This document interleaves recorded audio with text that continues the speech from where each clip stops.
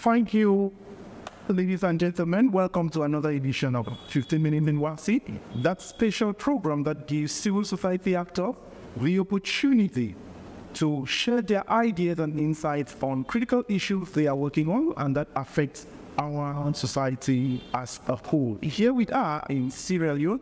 I am your host, Jim Chick Fomunjo, and I am being joined by a wonderful colleague from Sierra Leone who will be telling more about him himself. Dominic, good afternoon. Good afternoon, Jim. Thanks for having me. We are really happy to have you here. We should be thanking you for availing yourself for this important discussion. Can you kindly introduce yourself and tell us what you do with regards to youth development? So I am Dominic Boima. I work for the West Africa Network for Peace Building Sierra Leone, WANEP.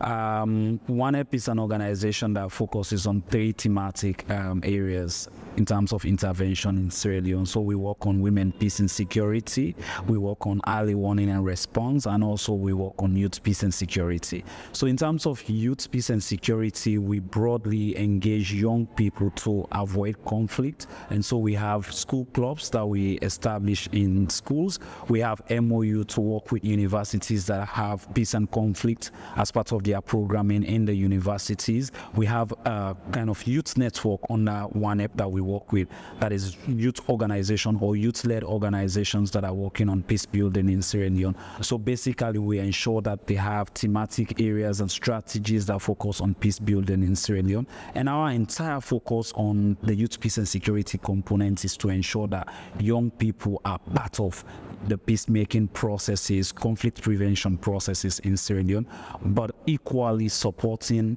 Resolution 2250, which is the Youth Peace and Security resolution.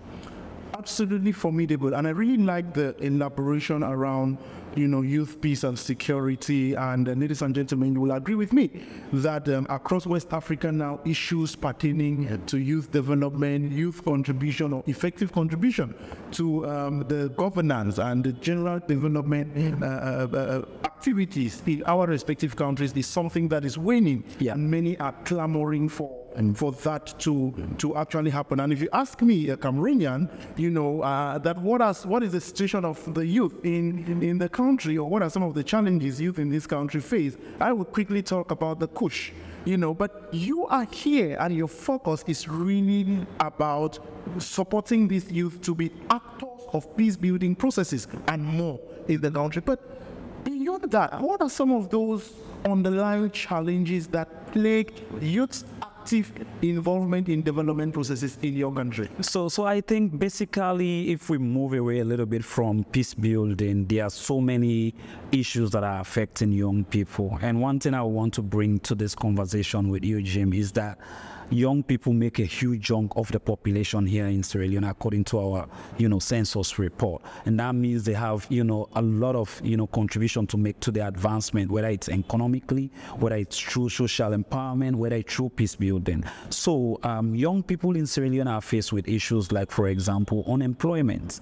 And that is not, data backed, but we know, for example, that young people in this country are unemployed.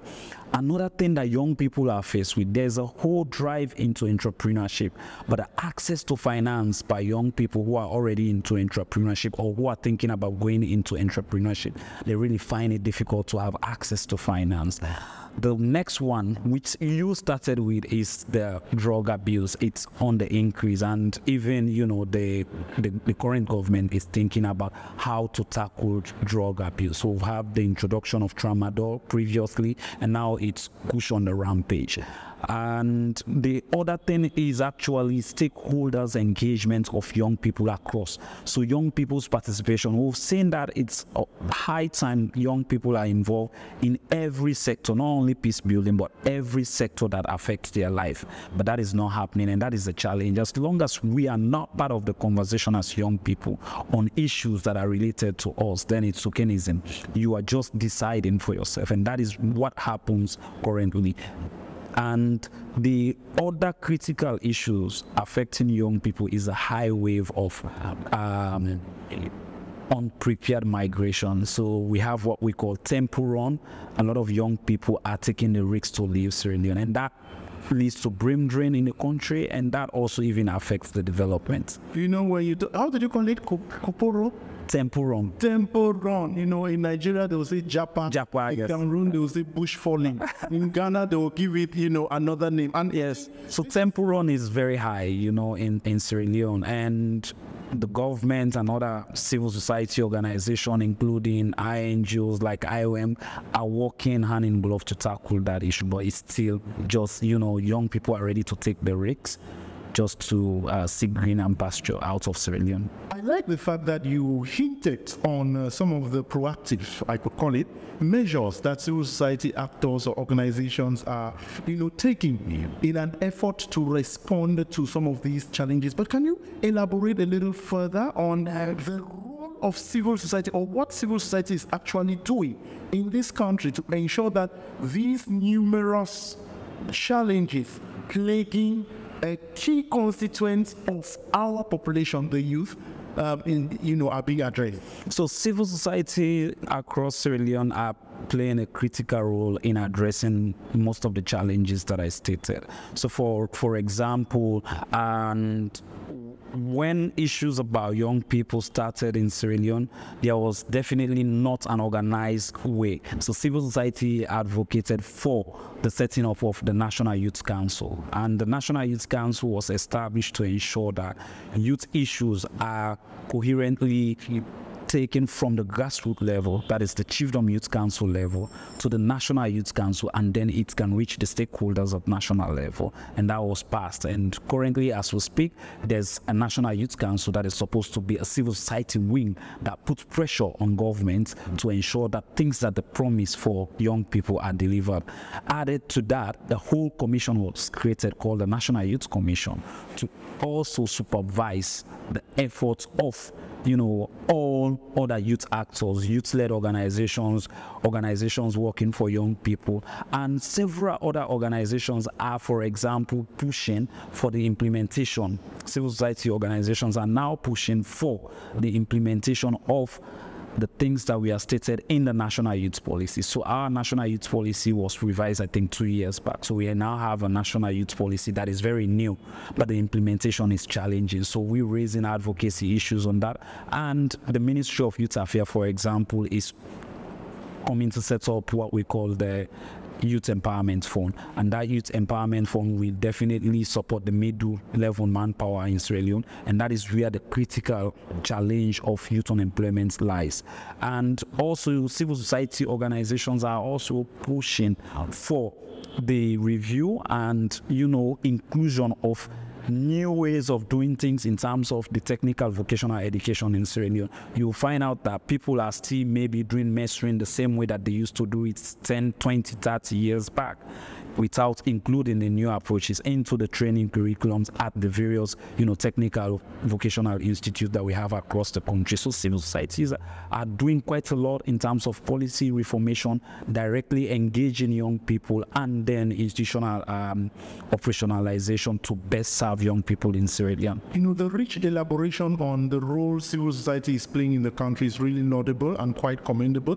But when I hear from you, I hear like civil society is pushing, you know, and it sounds to me like they are doing it for the youth, you know, which some will salute, you know, but that may have, you know, its gaps in terms of the youth being a little bit not too involved in that process. So, you know, how do you think civil society actors or organizations can best or should involve, you know, these youth, the youth in these processes, hopefully to ensure that the outcomes are more effective, you know, and we get gains that are more sustainable and really meeting the needs of Sierra Leonean youth at their point of need?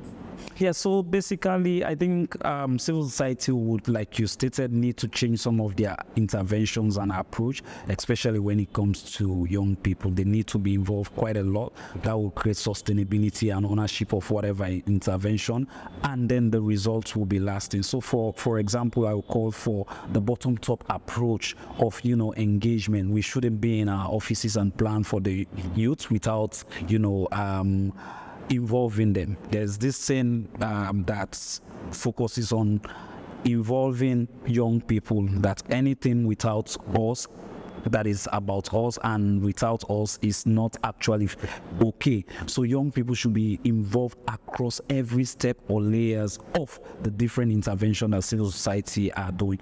And equally, instead of we, civil society, tackling the issues head on, we should empower the young people to lead on tackling some of the issues that we identify that are affecting young people in Sierra Leone. Civil society actors in the Sierra Leone and beyond, do not sit in your offices and design programs for the youth. That is coming from our able Dominic. Thank you very much for those insights. But also, you know, we the youth, they have a role to play. And the onus lies on them to equally find ways to tackle some of these challenges that are plaguing us.